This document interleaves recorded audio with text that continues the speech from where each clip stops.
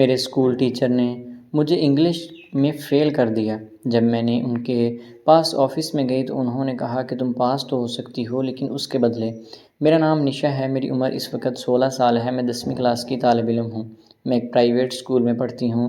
میں اپنے اسکول کا نام تو نہیں بتا سکتی لیکن کافی بڑا اسکول ہے۔ میں دکھنے میں بہت ہی پیاری اور خوبصورت تھی، سب مجھے مانو کہہ کر پکارتے تھے کیونکہ میں بہت خوبصورت تھی اور اتنی پیاری میری آنکھیں تھیں، گال گلابی، بال کالے اور لمبے تھے۔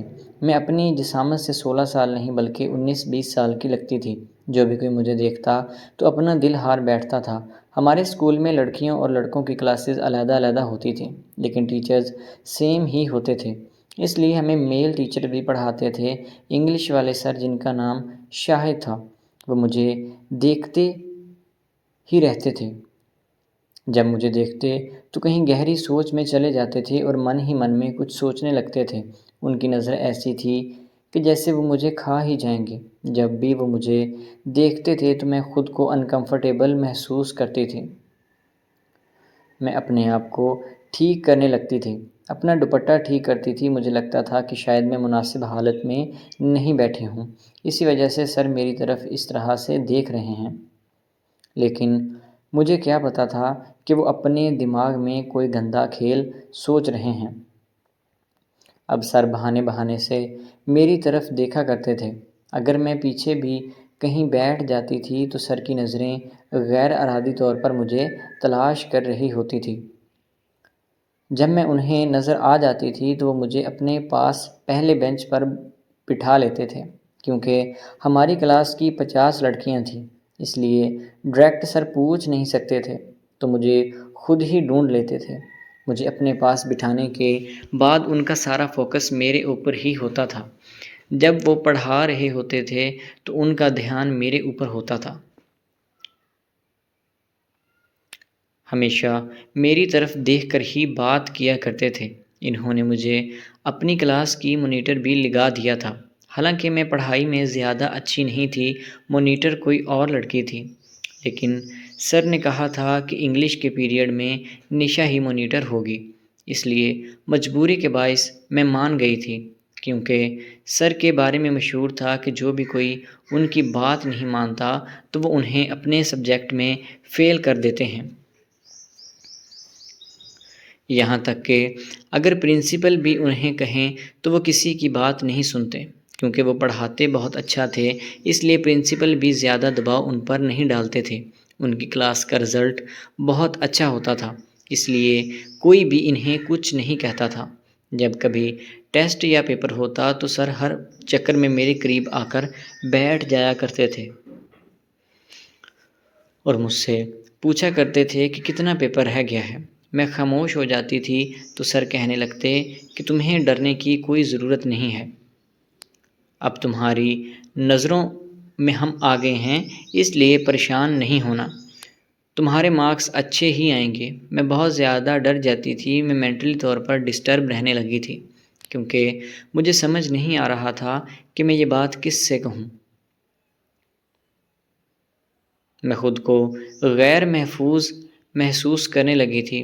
میں سارا دن اس ڈر کے مارے پڑھائی پر توجہ نہیں کر پاتی تھی۔ نہ میں کسی دوست کو بتا سکتی تھی، نہ ہی میں گھر والوں کو بتا سکتی تھی۔ اب مجھے اپنی عزت اور زندگی لٹتی ہوئی محسوس ہو رہی تھی۔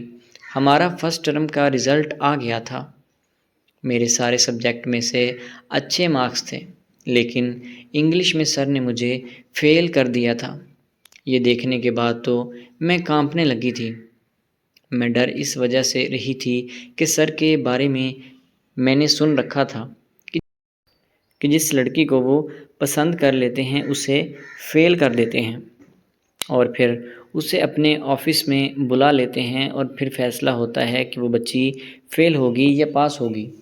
جو کوئی تو سمجھوتا کر لیتی ہے وہ پاس ہو جاتی تھی اور اچھے نمبر لے لیتی تھی، لیکن جو سمجھوتا نہیں کرتی تھی وہ برے طریقے سے فیل ہو جاتی تھی۔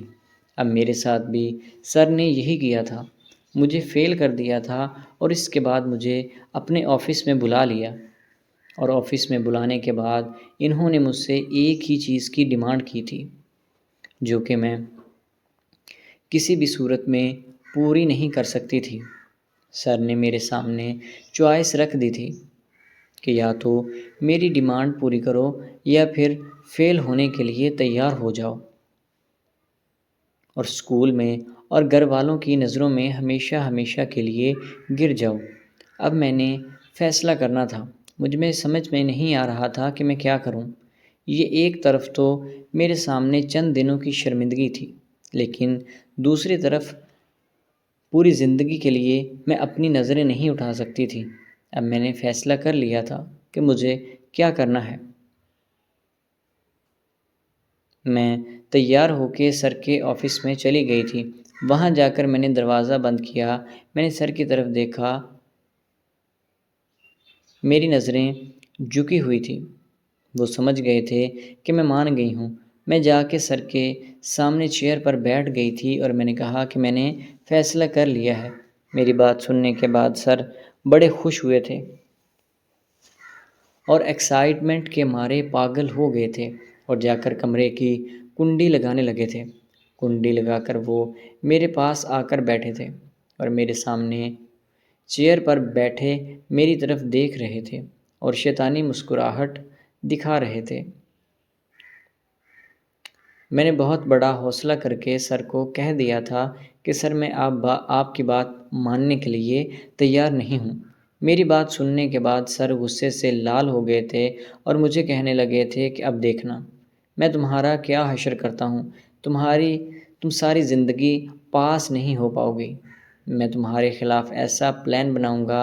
جب سر نے اپنی بات کمپلیٹ کر لی تو میں نے اپنا موبائل نکالا اور ان کے سامنے رکھ دیا، کیونکہ میں نے خفیہ کیمرے سے ساری ویڈیو ریکارڈ کر لی تھی اور میں نے وہ اسکول کی مینجمنٹ کو بھی دکھا دی تھی، جنہوں نے سر کو نوکری سے ہمیشہ ہمیشہ کے لیے نکال دیا تھا۔ اور آج تک جن بچیوں کے ساتھ سر نے یہ کام کیا تھا ان سب سے معافی بھی مانگی تھی، اور جن بچیوں کا کیس میرے ساتھ ابھی چل رہا تھا ان سب کو کالج والوں نے ری چیک کر کے پیپرز میں پاس کر دیا تھا۔ اور یوں میں نے جو کارنامہ سر انجام دیا تھا، سب بچیاں آج بھی مجھے اس کام کے لیے یاد کرتی ہیں، کیونکہ میری وجہ سے بہت ساری بیچاری غریب اور معصوم بچیوں کی عزت بچی تھی۔ تو دوستو، امید ہے کہ آپ کو آج کی ویڈیو اچھی لگی ہوگی۔ اگر ویڈیو پسند آئی تو ہمارے چینل کو سبسکرائب کریں۔ ملتے ہیں اگلی ویڈیو میں، تب تک کے لیے اللہ حافظ۔